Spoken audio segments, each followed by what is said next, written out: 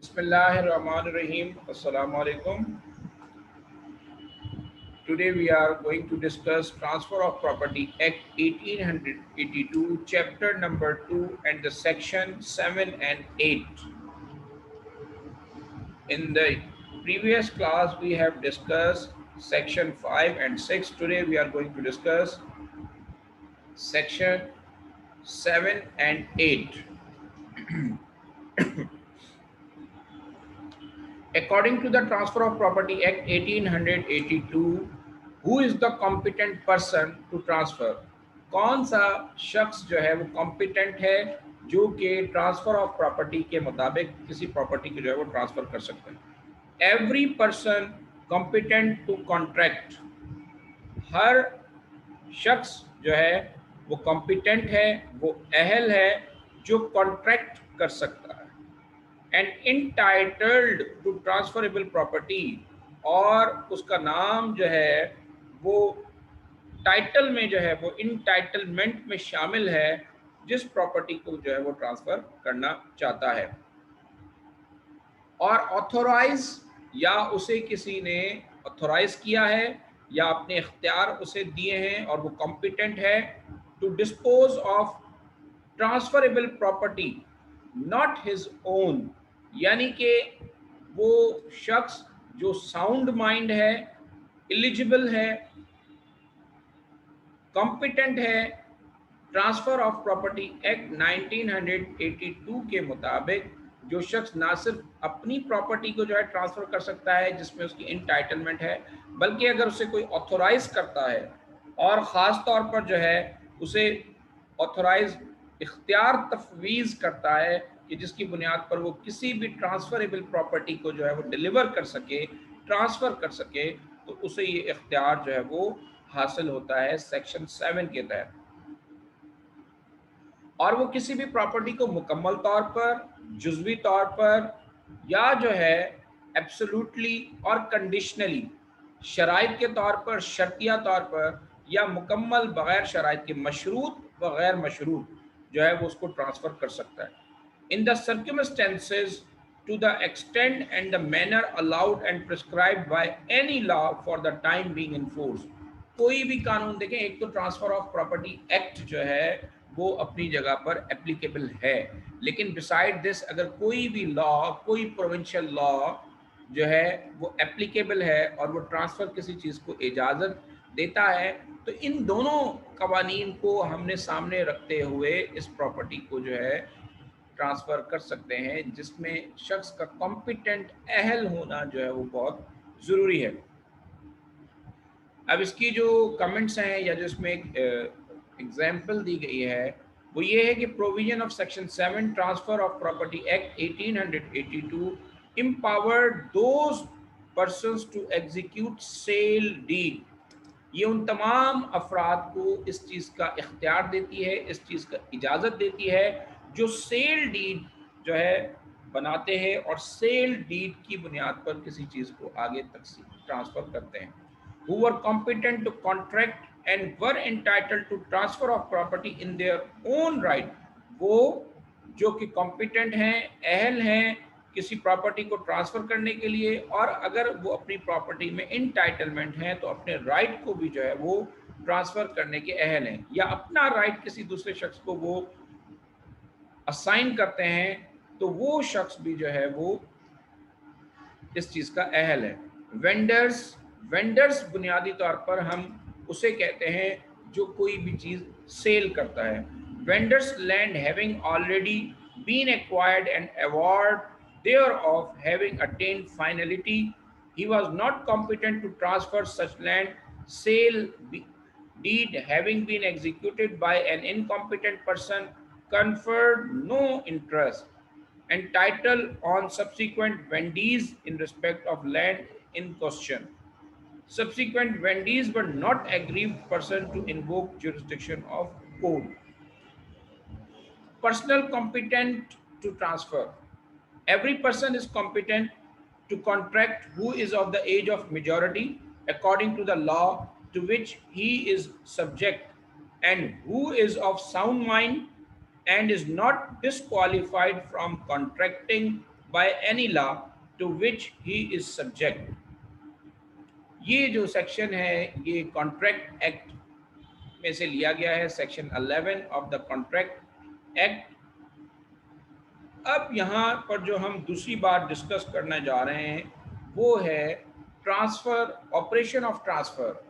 यानी कि किस तरह जो है वो ये तमाम चीज़ें ट्रांसफ़र की जा सकती हैं। Unless a different intention is expressed और necessarily implied, a transfer of property passes forthwith to the transferee all the interest which the transferor is then capable of passing in the property and the legal incidents thereof। अब कोई भी property है जब वो transfer की जाएगी किसी दूसरे शख्स को, तो उनसे मुंसलिक जो भी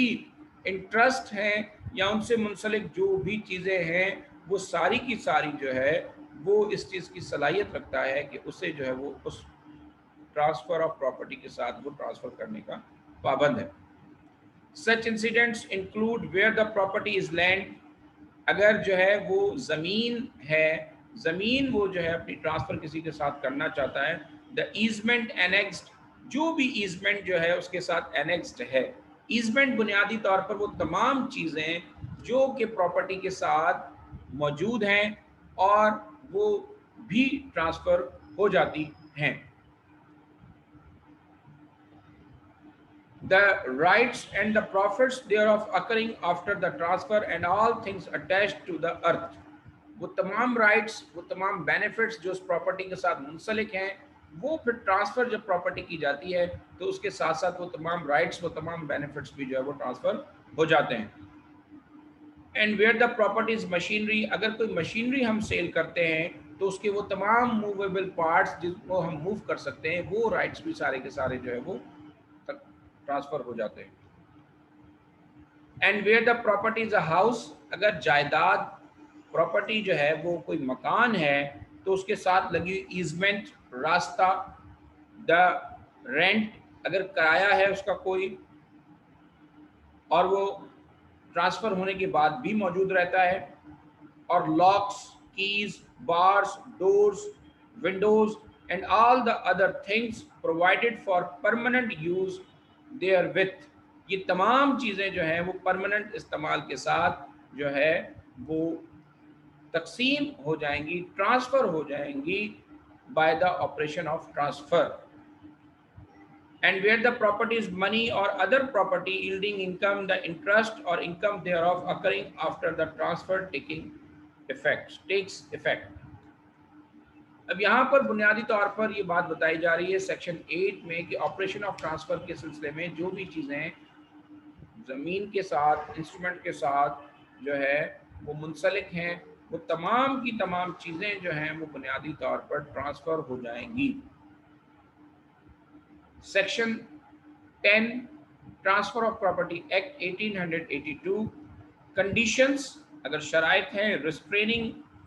तो वो इस चीज़ की पाबंद करती हैं, रोकती हैं। Alienation, where property is transferred subject to a condition of limitation absolutely restraining the transferee or any person claiming under him from parting with or disposing of his interest in the property, the condition or limitation is void, except in the case of lease, where the condition is for the benefit of the lessor or those claiming under him, provided that property may be transferred to or for the benefit of a woman not being a Hindu, Muslim, or Buddhist, so that she shall not have power during her marriage to transfer or charge the same or her beneficial interest therein। तो बुनियादी तौर पर हमारे पास जो section हैं chapter 2 के, the transfer of property act chapter 2, इसमें जो बुनियादी चीज़ें हमारे पास डिस्कस की गई हैं या जो बताई गई हैं उनका एक अगर हम सरसरी सा जो है वो जायज़ा ले लेते हैं तो इस जायज़े में ये है कि ट्रांसफ़र ऑफ प्रॉपर्टी एक्ट में ट्रांसफ़र ऑफ प्रॉपर्टी की डेफिनेशन बुनियादी तौर पर है क्या, एज डिफाइंड इन सेक्शन 5, क्योंकि सेक्शन 5 जो है वो इससे मुताल्लिक है। कि transfer of property means an act by which a living person conveys property to one or more other living persons. Property means the thing itself or some or all the rights in a thing. Living person includes a juristic person such as a corporation. यानी कि वो तमाम चीज़ें जो कि काबिल transferable हैं और उनसे मुतल्लिक जो भी बेनिफिट्स हैं, इंटरेस्ट हैं, जो कि सारे के सारे जो है वो ट्रांसफ़र हो सकते हैं। और प्रॉपर्टी मीन्स वो चीज़ इटसेल्फ, अगर कोई लैंड है, कोई मशीनरी है या कोई भी ऐसी चीज़ जो इटसेल्फ ट्रांसफ़र हो सकती है, तो वो जो है ट्रांसफरेबल थिंग या ट्रांसफ़र ऑफ प्रॉपर्टी की तारीफ में जो है वो आते हैं। व्हाट में बी ट्रांसफर्ड, क्या क्या चीज़ें ट्रांसफ़र की जा सकती हैं, इसमें हमारे पास था। और कौन सी चीज़ें हैं जो कि ट्रांसफरेबल नहीं हैं। प्रॉपर्टी ऑफ एनी काइंड, किसी भी तरह की जायदाद, इमलाक जो कि मूवेबल है, इमूवेबल है, टेंजेबल है जिसे हम छू सकते हैं, इनटेंजेबल है जिसे हम नहीं छू सकते, मे बी ट्रांसफर्ड, उसको हम ट्रांसफ़र कर सकते हैं except as otherwise provided by the act और any other law. Section 6 enumerates, बयान करता है the following to be non transferable. उसमें जो सबसे पहले ही बात जो कि ट्रांसफरेबल है वो ये है कि किसी रियासत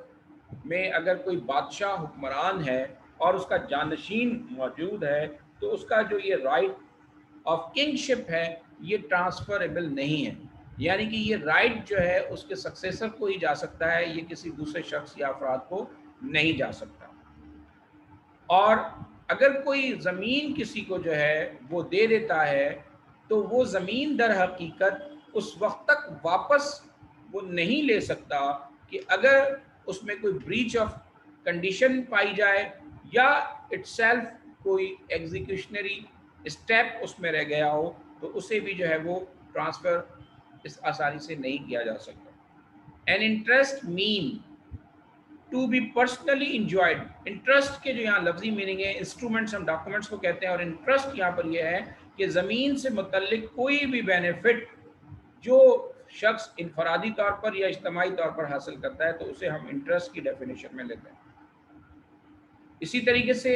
एक लाइबिलिटी है, एक राइट है जो फ्यूचर में जो है वो किसी पर ट्रांसफ़र होता है, तो वो जो है वो ट्रांसफरेबल नहीं है। मीन्स कि एक प्रॉपर्टी है, वो मैं सेल करता हूँ और प्रॉपर्टी सेल करने के बाद उसकी मेंटेनेंस है या उसका रेंट है या कोई भी इस तरह की जो देखभाल है, तो वो चीज़ उसी शख्स पर लाजिम है जिसके पास वो प्रॉपर्टी है, किसी दूसरे शख्स के ऊपर वो ट्रांसफरेबल नहीं है। और फिर इसी तरीके से